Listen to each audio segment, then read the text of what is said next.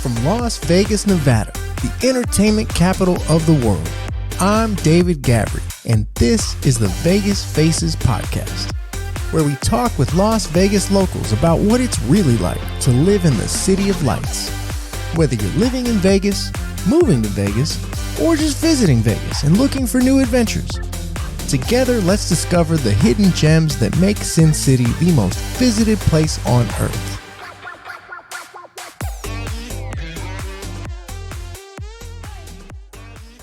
What up, and welcome back to Vegas Faces, where we talk to the everyday people of Las Vegas about what it's like to live in this town.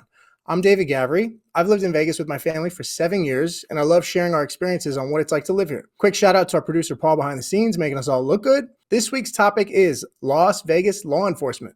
What is it like to be a police officer in Sin City? What are the most common types of crime? With us today is Steve Grammas, the president of the Las Vegas Police Protective Association, which is the union for the Las Vegas Metropolitan Police Department. They're the largest union in the state of Nevada and the sixth largest in the country. Steve's father was a police officer, and Steve worked in the numerous areas of law enforcement, one of them being an undercover narcotics detective. He's also taught classes at the academy, as well as in-service training. Steve then joined the board of directors for the Las Vegas Police Protective Association in 2013, and by 2016, Steve was elected president of the LVPPA, representing 4,000 officers here in Vegas. He's been elected 3 times, with his latest term beginning in 2024.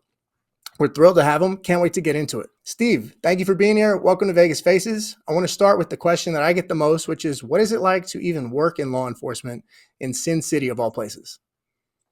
Awesome. First and foremost, thank you for having me. To be a cop in Las Vegas, I have friends in New York, Texas, California, blah, blah, blah.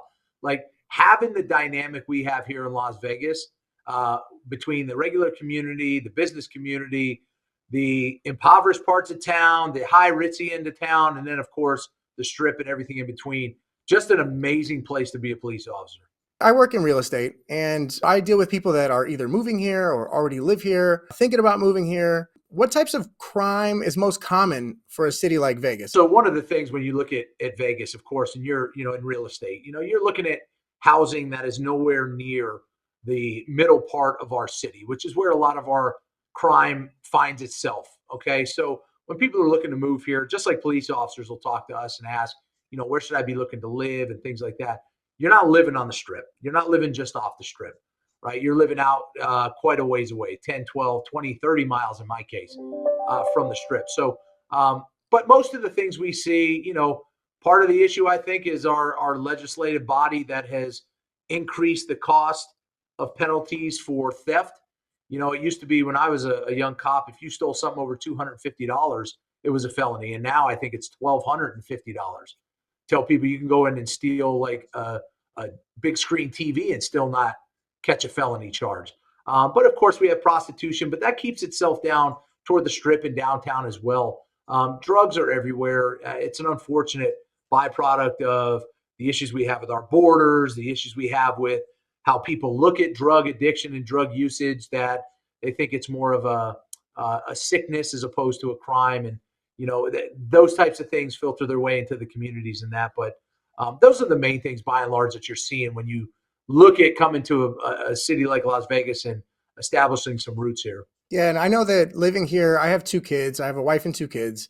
And so many people that don't know that there is life outside of the Las Vegas Strip just assume like, wow, you're actually here like raising a family. That's crazy. And you're a father as well. Was it different for you growing up here so that it was kind of a little bit more normal to live here? Do people still kind of look at you like that? Like, wow, I can't believe this man has a family here in Las Vegas of all cities.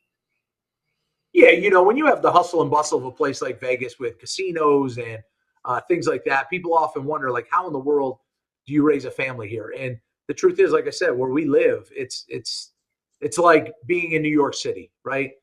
You're down in Times Square. That is far different from where I was born in Poughkeepsie, where it's more like the country. For us here, people ask me, Steve, when you retire, are you going to leave Las Vegas? I said, there's no way I'm leaving Las. This is my home. I love this place. If I wake up at 2 a.m. and want to go have breakfast somewhere, I can do it. I don't have to worry about things closing down. I love the amenities that Las Vegas gives to us. And on top of that, we got an a kick butt police department that protects everybody. So it really is an amazing place to live and raise a family as well. When you say you have a kick-ass police department, like what type of extra training or what type of training do they have to go through that may be different from other cities because it's Vegas? I mean, is Vegas treated differently because of the nature of this town? Listen, one of the great things for us here is we're the fight capital of the world, right? Between the Fertitta brothers and Dana White starting the real big MMA movement with UFC, that bleeds over into law enforcement. And so a lot of our cops are training Brazilian Jiu Jitsu and things like that. And that translation to keeping the community safe is huge because now you have officers that are a lot more competent in what they're doing. And I'm not talking about throwing punches and elbows and submitting people, but the thought process behind training and being better and using better force as opposed to just hitting someone with a stick or something like that, you're far more likely to find that here. Us at the Union with Chad Lyman. Chad Lyman's a fourth degree Brazilian Jiu Jitsu black belt. Twice a week for 2 to 3 hours a day, we invite every officer that wants to come up to the office and train. We have a mat room, we have gloves for them to work on striking. So that's one of the reasons I say we have such a kick butt police department. Not just because we have smart, capable police officers. Let's be very clear about that. But they take their craft seriously, and so they train themselves not with what just the department gives them, but they go outside of that and they work on their craft as well. Steve, is that a requirement to be a police officer or heavily encouraged if you know Brazilian Jiu Jitsu as a police officer? Is it kind of a cultural thing within the workforce? Man, I wish it was a requirement. And if it wasn't a requirement, I wish it was something the academy really harped on. I myself, I've trained Brazilian Jiu Jitsu for about 5 to 6 years now.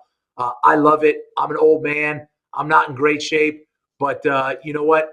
I'm pretty confident in what I do down on the ground. And when we look at police work and being able to just control other humans, it's a lot better for us and it's a lot safer for everybody. So there's a model in Jacksonville, Florida, that in the academy for 6 months, I think it's an hour a day, they do BJJ every Wow. day, no matter what. And so those officers are coming out with a great skill set that rather than having to escalate force by using a taser, a baton, or a weapon, they're able to put their tools to use and get close to someone, get them under control, and take them into custody safely. Wow. And why is Brazilian Jiu Jitsu like the closest? Like, because they say that that's like the closest to like someone getting into a bar fight, as opposed to like being well trained in boxing or any of the karates like Taekwondo or things like that. Certainly, all that has a place, right? And but when we look at police work, you look at videos on the internet. If you see an officer just go into town on somebody, they don't like the way that looks. That doesn't look professional for law enforcement. They don't like the feel of it. However, when I get real close to you and I lock up an arm and I'm able to get you into custody a lot more controlled and a lot safer, people feel comfortable with their police departments. And so there's a lot of things in boxing and traditional MMA that we can't do. You know, looking coming out of George Floyd, we can't put anyone in a neck restraint anymore. It's unfortunate because the neck restraint is an amazing tool that is super safe. Right now, as you and I talk, there's probably 112-year-old kids in Brazil getting choked out and they're waking up. But the rule is that we can't do those anymore. And so we've got to find ways to do our job safer and more efficient. And BJJ is one of those things that I think applies.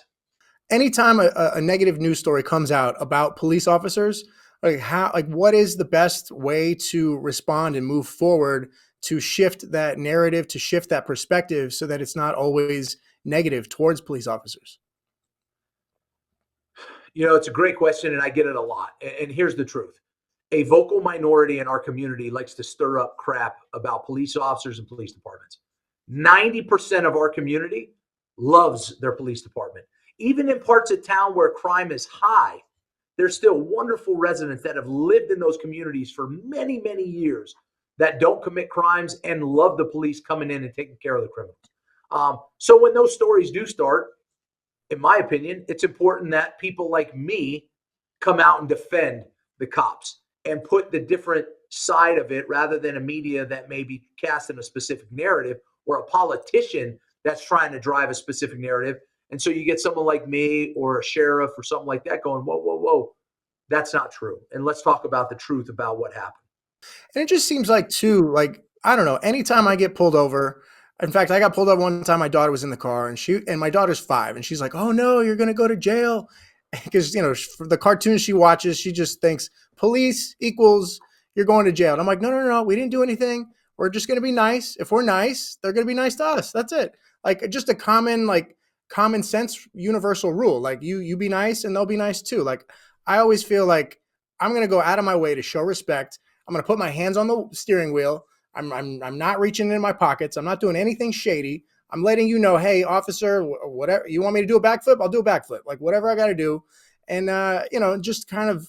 I feel like there's people out there who are the other way that are like just looking to provoke. They're looking to stir something up there, and it's like why? I feel like the adrenaline is so high for this type of job that you just an officer coming into your to your window like has no idea what they're about to embark on. Like they don't know what's coming.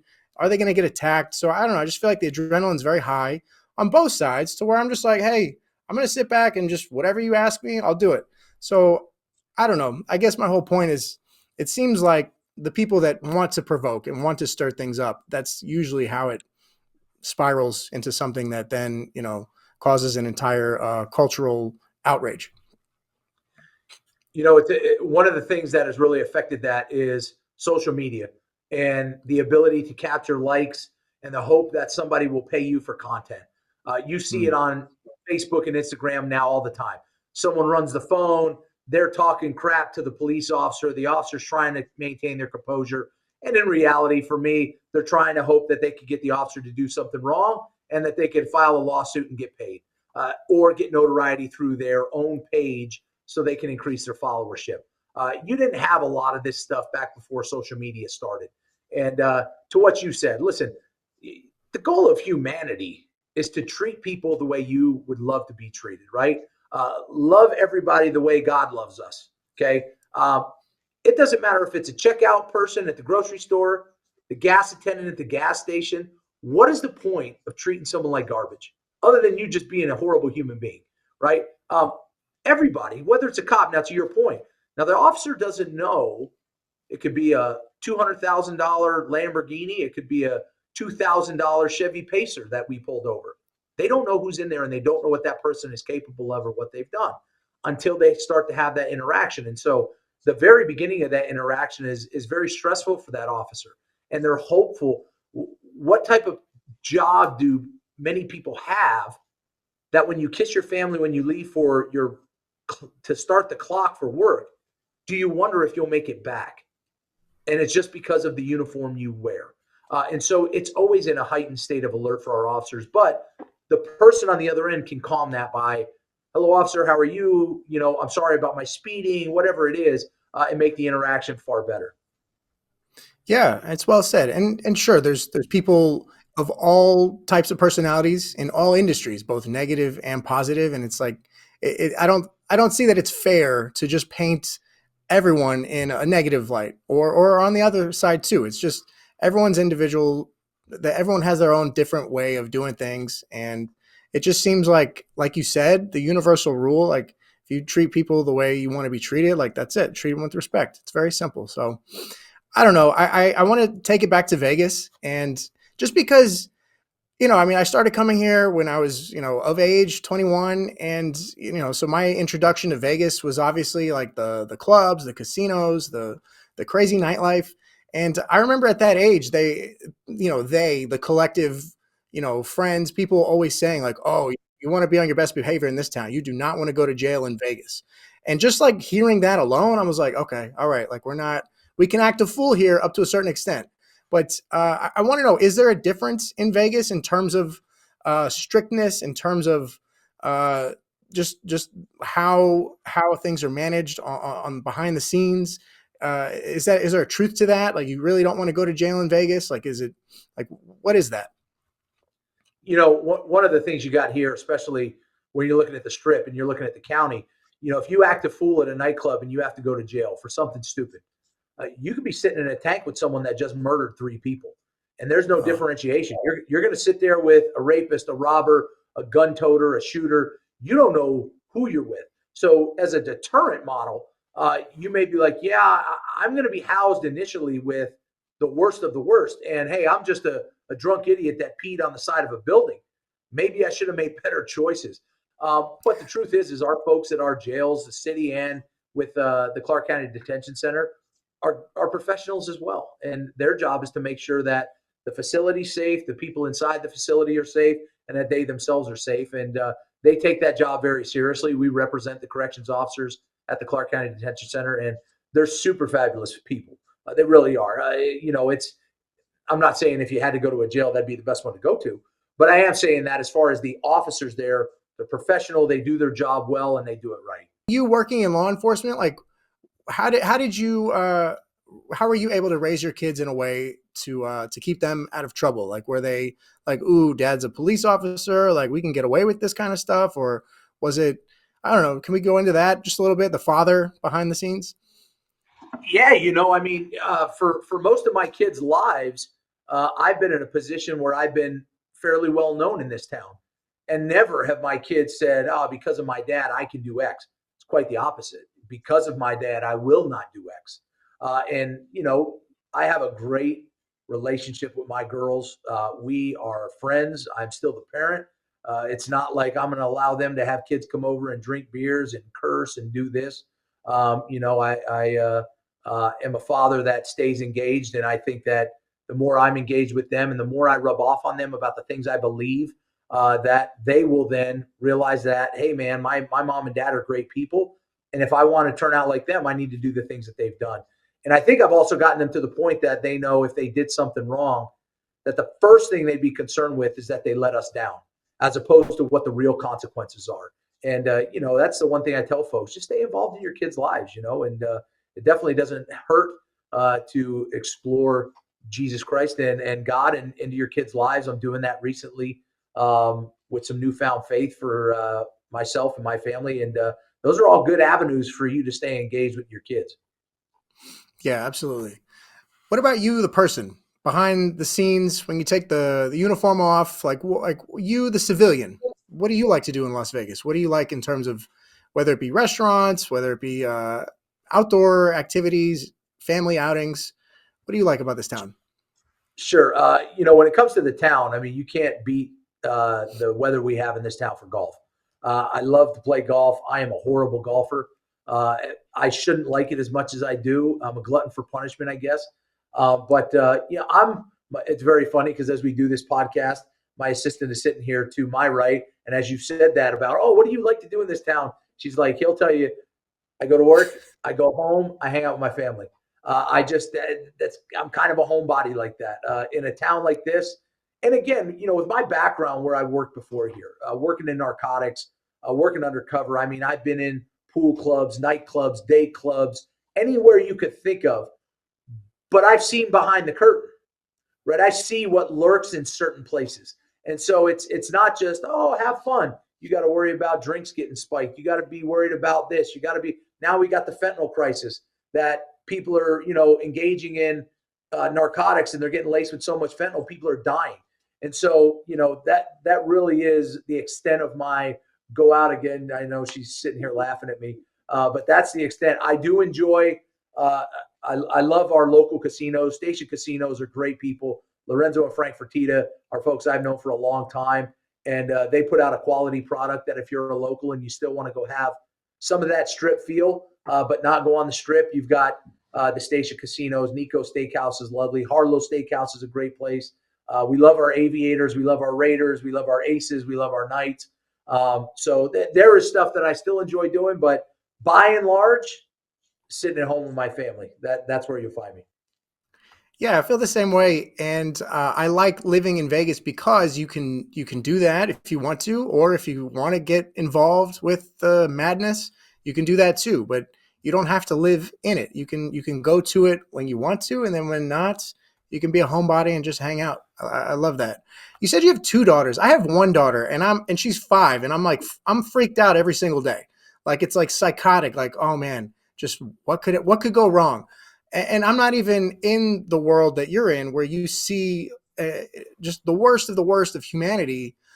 Does it take a toll mentally? Do you start to get jaded? Do you start to think that all people are bad or all people are suspects? Like, how do you not go into like a negative mindset day in day out? Sure. So I've actually got four daughters. Um, Oh, uh, and yeah, no, it's maybe if it was only two, I'd have less gray hair. But the four of them are absolutely my best friends next to my wife, who's my ultimate best friends. If you asked her how many kids she had, she'll tell you she has five, the four girls and me. Uh, Listen, she again, Adele is laughing over here. Um, but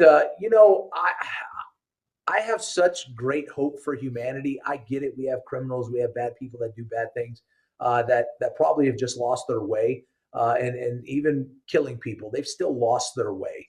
But man, humanity is capable of so many great things that I don't let it jade me.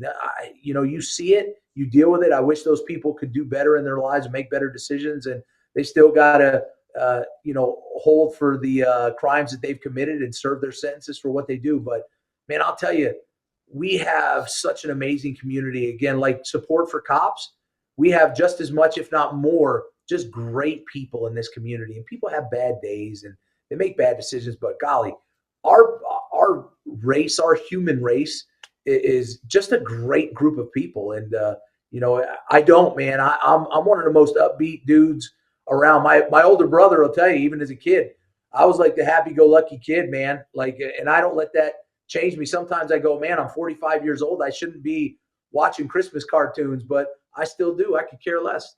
So I stay me, I keep me, and I do me. That's how I get through all the craziness in the world.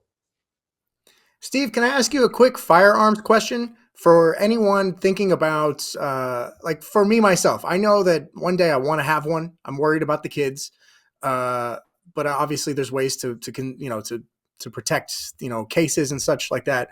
I guess for someone who like myself who doesn't really know much about firearms, what would you recommend for either home defense or taking to the range? Just any kind of quick firearms safety slash advice.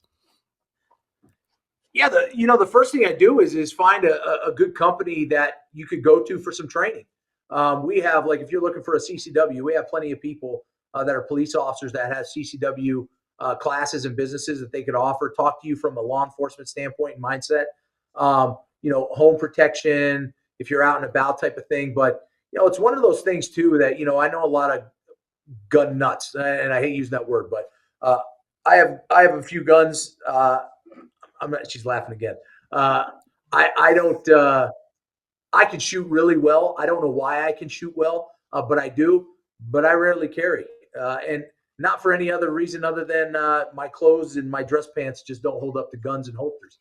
But you look externally. If I was out with my family, and is that the environment I want to get in a gun battle with somebody? Because if I institute and start that gun battle with someone, what happens on the back end if an errant bullet ends up hitting one of my kids? And listen, you want my car? Take it. It's just a car. Probably worth more in insurance than it is for me to keep it. Now looking at your home, someone comes into your home, that's a different story. Like they're coming into your domicile, they're coming into where you're in there and your kids are in there. You got to go to work. You got to do what you got to do. And a weapon system is absolutely effective. And it's effective everywhere, especially with police officers, man. I wish more places, we have some casinos and some places along the strip that don't want anyone coming into their location with a firearm. Boy, I wish they would look at the people that, like police officers, and say, yeah, there's an exception here.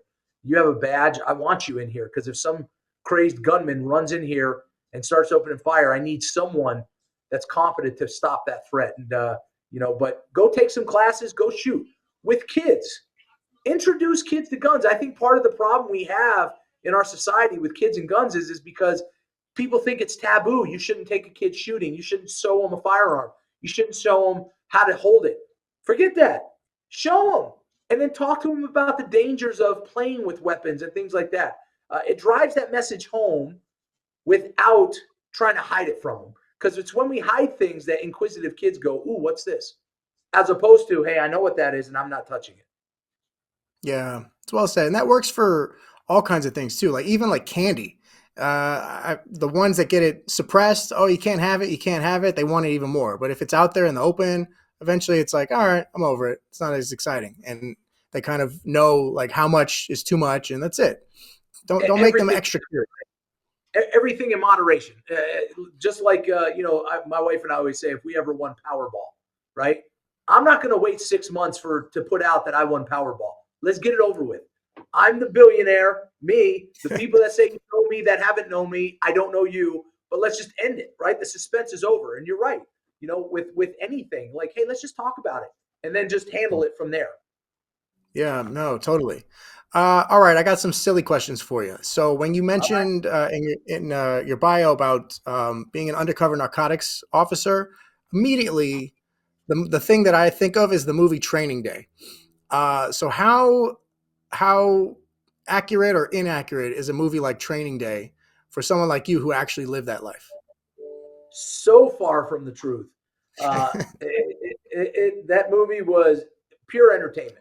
Um, when you look at what we do, again, we're still police officers. We don't sit there and go rogue. We don't figure out how to do things. We don't treat people any differently. At the end of the day, I'm still a ambassador for our community, and my goal is to go get those people that prey on the community and get them off the street. And so, yeah, you don't see any of the nonsense that you saw there. I don't have to go see the three wise men to get a search warrant put in the trunk of my car. And I can't remember ever serving a search warrant with a Chinese food menu. So yeah, no, all entertainment for sure. Love Denzel Washington, Ethan Hawke, good actors, but nothing but fiction there. Yeah, but like, what about? I mean, you're a clean cut looking guy. Like you brush your hair, you shave.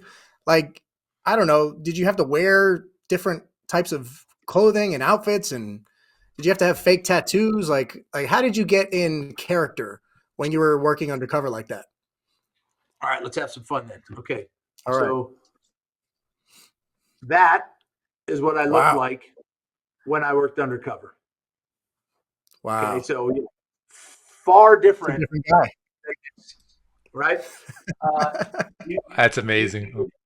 you It's had to awesome.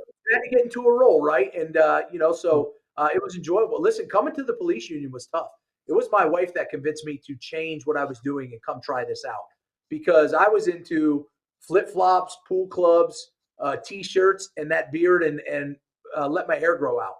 And so to Wow. do this was a shock to me. But now I can't see myself doing anything else. If I let my beard grow more than 2 or 3 days, I hate it. And so I shaved. Wow. Like, were there ever any close calls where you're like, "Oh my god, like I think my cover's gonna get blown." I think of that movie, The Departed, with Leonardo DiCaprio, where he plays the undercover agent. Like, were there ever any like, "Oh no, like I'm in a situation where they're gonna find out." Like, where was like I don't know. Go, Steve. I'm talking too much. Yeah, no, you're good. You're good. Listen, almost everyone I dealt with, the first thing they'd say is, "Are you a cop?" And my answer was always, "Yes, I am. Give me all your drugs right now for free." And then we'd laugh about it. And they're like, "Seriously, man, are you a cop?" I'm like, bro, if you think I'm a cop, just get out of my car. Well, no, no. And then in the end, they all go, "I knew it." And I go, "You knew what, buddy? You sold dope to me countless times. Like you knew nothing. The greed of doing business is what kicked in, and maybe you should have listened to your inner voice." But we have good training. I had great guys that I kind of tried to emulate as a UC that were just such hard workers, that were good in their character, that were ready for anything. I had a case. It was an interesting piece because, as I mentioned, my older brother was a is a retired officer here, and he actually worked for me his last 2 or 3 years here at the union. And prior to that, he was in dope for about 17 years, and him and I were on the same squad before I came here, back when I was doing UC work. And he did not like me doing UC work. He wouldn't treat me like a regular UC. It was, hey, that's my little brother in the car. And I remember I had a couple crooks that were wanted for a homicide out of Sacramento, and one of the guys, when I was doing the deal, was sitting with a gun pointed at me the whole time. And I'd talk to the guy about it and try and buy the gun from him and do what I could. And, in the end, deal was over. I never went back at him because my bosses didn't want me to, thought it was unsafe. But man, my brother was not happy with that. He's like, "Man, this ain't. I don't know about this UC work with you and me covering you," because it was a different connection, right? Like it was not just a partner. It was my little brother, and he'd always say, he's like, it just made me way more apprehensive, and so I'm sure he was probably happy when I stopped doing that too. Wow. Wow. But it's also kudos to those who still do it, who can do that, who can, that line of work is not an easy line of work. It's not, you're talking about some really exceptional police officers that are willing to put themselves in harm's way. And listen, when you go in as a UC, it's you and the crooks. If that crook wants to go sideways and rob you, shoot you, stab you, do whatever, you probably still got to deal with them by yourself for 10 to 20 seconds. And that could seem like a lifetime when it's life or death. And so, to all the UCs out there across the country that do this job and put their safety in harm's way, man, great job. And I appreciate every one of them. Yeah. Wow. Wow. So now you're the president and a third time president. Congratulations. Your latest term beginning last year. That's Yep. Yep. fantastic. Um, Tell us a little bit about that and how that just the change in your life and your role and what you do now versus what you used to do.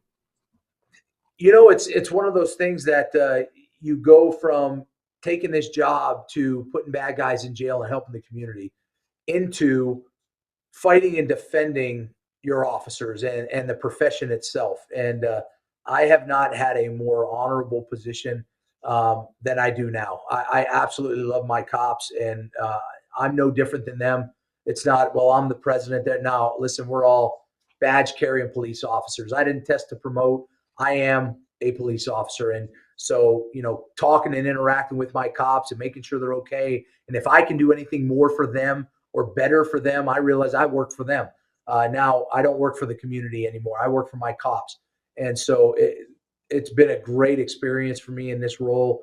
One of the things we have coming up through our charity is our Police vs. Fire football game. That is a real good driver for our charity. And those types of things are things I never thought I'd be doing, that I'm just so blessed and happy that I've had the opportunity to do it, and the faith in my members to say, yes, Steve, we want you to continue to do it. Ooh, tell us more about this police versus fire football game. I want to hear all about the rivalry. What is that like? All of it. Yeah, it's an amazing thing. It started back in the '70s, and they played it for like 10 years. And when it started, the firemen had a young lady who was the daughter of a fireman that needed dialysis treatment. However, there were no hospitals here that had dialysis machines. They had to drive to Utah every weekend for dialysis.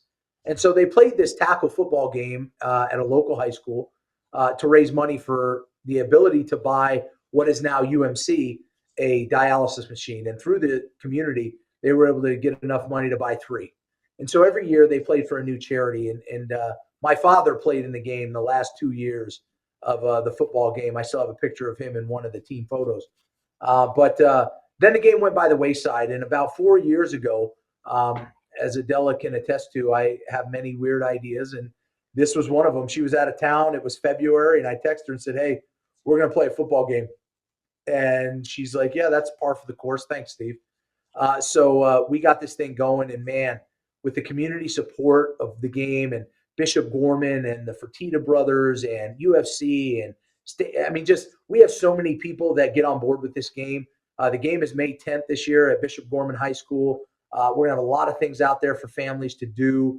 We don't just focus on our charities. We give money to local high schools. We're looking at donating money to local flag girls football. We're even looking to play a girls flag football game at halftime to give a little spotlight to the ladies that are out there working so hard in the high schools and across the country in their high schools to really ramp that sport up for them.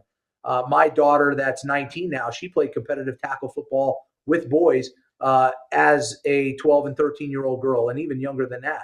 And so, we don't want to forget that it's not just a man's sport. It is a woman's sport too, and they have things that they're doing that we need to support. So historically, right now in the new version, we're up 2-1. There is no way we lose this game this year. If you're a betting man, lay 20 points. I'll give up 20. We're beating them by at least 20, but it's going to be a great time. I love it. When is the game and where is the game and what time? Yep. Kickoff is at 7 p.m. May 10th at Bishop Gorman High School.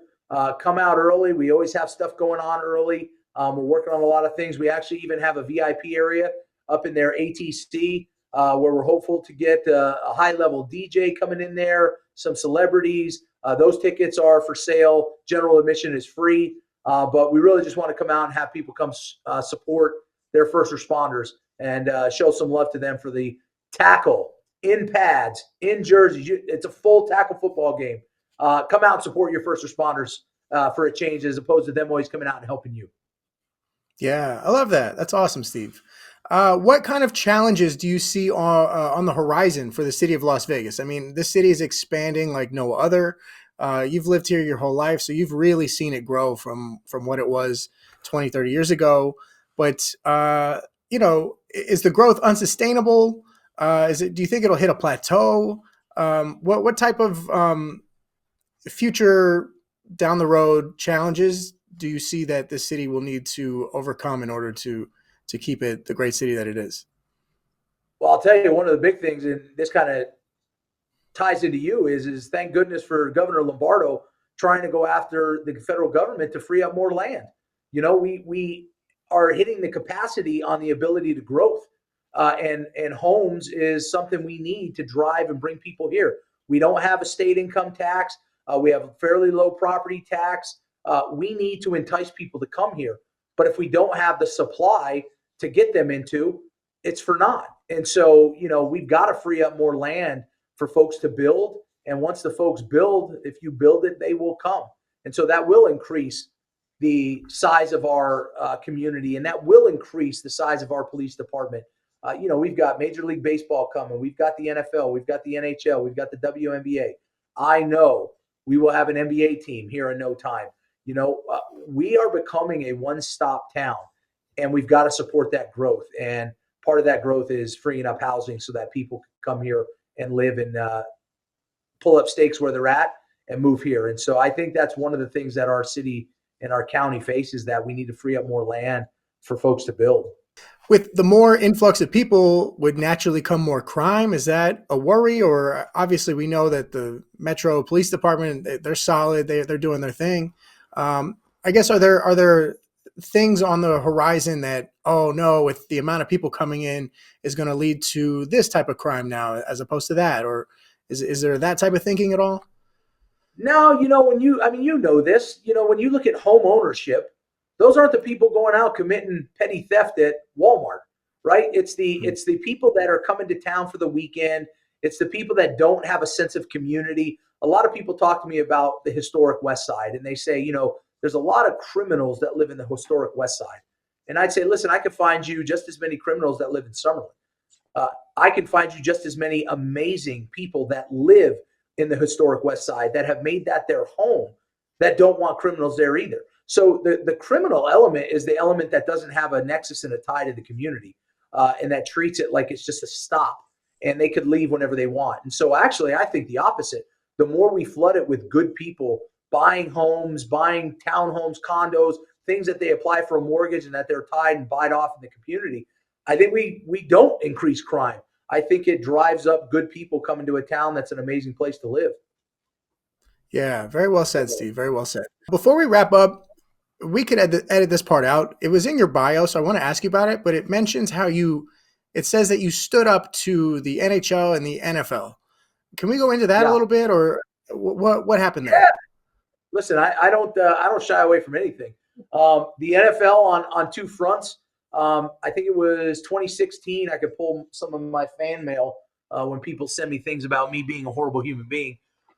Michael Bennett came to our town and accused some of our officers of racially profiling him, when in reality he was acting very suspicious. Our officers were very professional with him.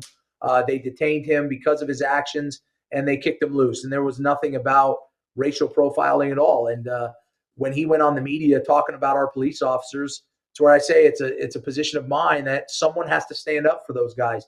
And that's what I did. And I even told Commissioner Goodell, I'd love to see you discipline this player for lying and almost inciting potential hatred and fanning the flames against police officers. And Roger Goodell balked at that one and did not choose to discipline Michael Bennett for that interaction. Now let's roll forward to this past year where the NFL wants to institute biometric data policies for our police officers that come to work the games. And when we found out about that, one of my directors, Brian Yant, read through this contract agreement and said, "Hey, Steve, this is giving up a ton of biometric data for cops just to work an overtime assignment, and I don't think it's necessary." And we fought them on that. And currently, I think we're probably the only police department in the country that does not submit any of our officers' biometric data. And then you look at the NHL, and in particular with the VGK post George Floyd, we saw Ryan Reeves, I think that was his name, Ryan Reeves, badmouth in the police profession, from my memory, trying to go off memory here. Don't want anyone to try and sue me. But then taking a knee in protest of police officers. And, I took offense to that too. We didn't have any issues here in Las Vegas or in Clark County. There's no reason to do those things. We actually have great relationships with the folks in this city. And so I pushed back on them too. And, thankfully, folks like George Maloof and Mr. Foley, we met with them personally. We had our discussions, and I'll keep those private discussions private. But they're absolutely supportive of police officers. And then luckily, a couple years later, Ryan Reeves went to some other team. And I don't think he's very good at hockey anymore. And good for him. Don't care how good or successful he is, because you don't get to do that. I hate that grandstanding. You see that stuff with the LeBron James and those folks that want to chime in about the common man and what they go through and blah, blah, blah. You haven't been a common man in your life. Even in high school, people were probably giving you money for your talents, and good for you. But don't then turn around and tell people how they should feel when you sit in $1 million home or and have an inflated paycheck for playing a sport. So when that happens, I hold people to task, and I'm one of those guys that comes out and is vocal against it. Yeah, for sure. And you nailed it on the head earlier when you're talking about social media and how these people have fan bases, and they want to tap into the sentiment of that fan base. Paul and I, we come from the comedy world and the showbiz world, and we would see it with actors and comedians to where they won't even believe half the stuff that they say, but they know that, ooh, this is going to get attention. This is going to help elevate my career even more so. And they'll say crazy stuff just for that alone. I am curious, without getting political, is there a sentiment shift with the new administration compared to the previous administration? Paul, our producer, lives in Chicago. I remember we were talking about how just big city, everything's getting crazy. And I remember thinking oh yeah, I mean, why would police officers go the extra mile and put their lives on the line if they know that these people are just going to get out of jail the next day anyway? So I'm curious to know, just inside of law enforcement, brand new not brand new, but totally different administration. What's the sentiment there? So first and foremost, when you ask about police officers, even in working in places where they don't feel supported, being a police officer is a calling. I truly believe that. You don't just go, I want to try this cop thing. It's a calling. It's a calling to help people. It's a calling to protect people. It's a calling to be that thin blue line between civilization and anarchy. So those folks, even in those places that aren't getting paid tons of money, that are going through a lot of trials and tribulations with leadership, they still do it because they're like, this is who I am. I'm a protector of the good. And so I think that's why you see them doing that. With regards to the administrations, I mean, you look at some of the things that have gone on under the Biden and Kamala Harris regime, and how officers just did not feel supported. And again, when you look at after George Floyd, and then when Biden comes into office and takes over, and how they perpetuate this story that cops are bad. And it's not just the cops or the person involved in an incident. It's the profession of cops need to be reformed. Cops need to be wrangled in and blah, blah, blah. And now we got a president that calls me up and goes, hey, can I stop by your office just to say hi to police officers? And we set up 2 days worth of Secret Service protection just to have him swing by here in our office for 30 minutes and say hi to cops and talk about his support for them. The good guys feel like the good guys again, whereas in the past, the good guys felt like we were the bad guys. And it is a breath of fresh air. And we're as a profession, I believe, we're all super supportive of President Trump and what he's doing. You look at one of our own Kash Patel, running the FBI directorship, doing amazing things and grabbing cartel members and terrorist organization folks, man. They're going out and they're doing their thing. And we thank our folks for doing that stuff. Wow. Steve, it's been a pleasure talking to you today. Before we wrap it up, talk a little bit about your podcast and anything else that you'd like to promote. Yeah, our podcast is, we've been doing it for quite a little bit. Our viewership grows every time we do a new show. We love to have different topics, and we don't just talk about cop stuff. You can probably tell from my interactions on here, I'm not a very quiet and shy guy, so I like to get involved in a lot of different things. So the LVPPA podcast is on Spotify. It's on. We don't just do audio; we do video too. So you can watch it. We've had some really cool guests on there.